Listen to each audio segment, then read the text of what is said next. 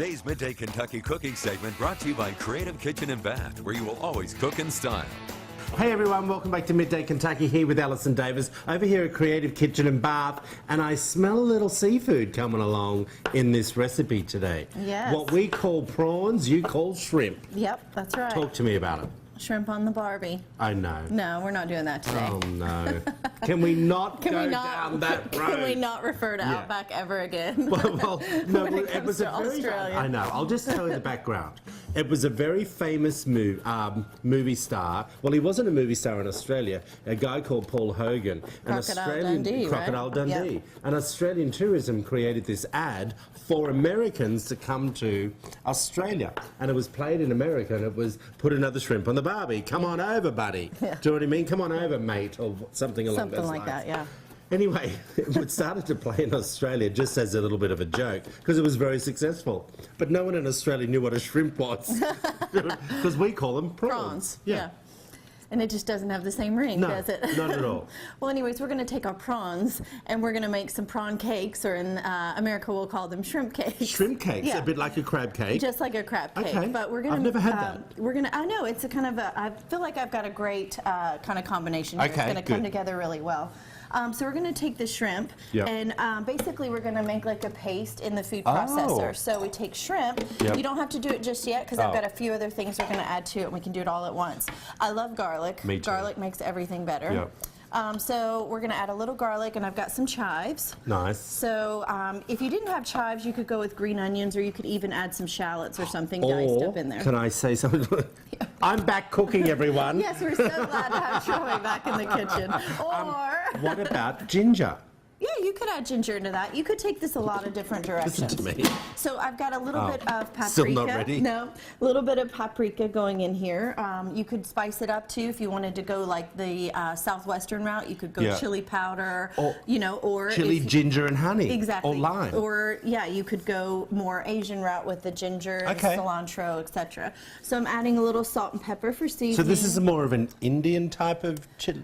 You know, this is really just what I love. Oh, okay. So paprika, chive, garlic. We're going to add a little bit of mustard. Mustard's going to help to bind this together. Yeah. And I love the flavor that mustard gives, just period. I just love mustard. I agree. Can I be honest with you?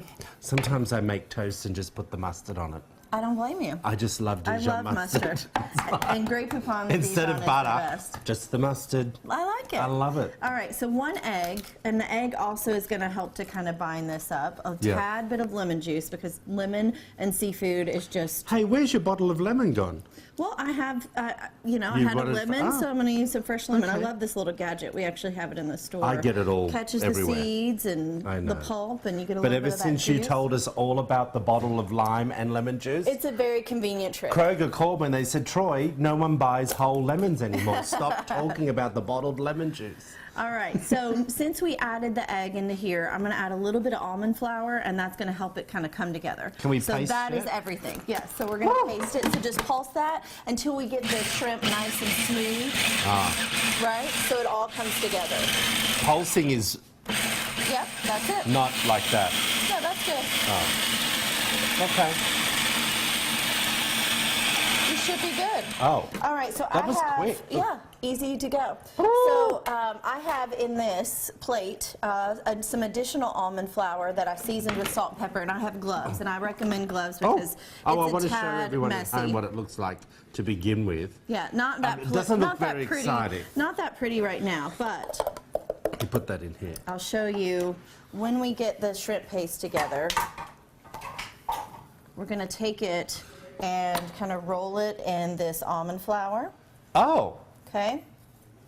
And then you kind of are able to patty this together. You got to remember, the majority of this is shrimp, so when it cooks, it's going to start to come together.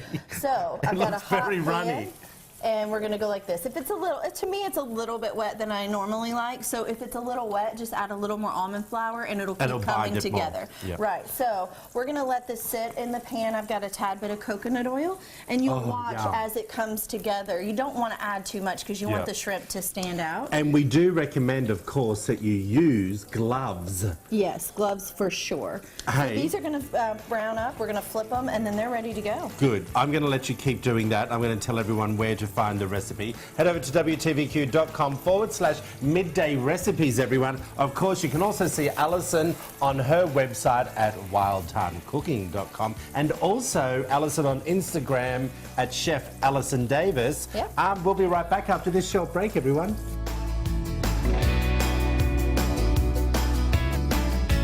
Today's cooking segment was brought to you by Creative Kitchen and Bath, where you will always cook in style.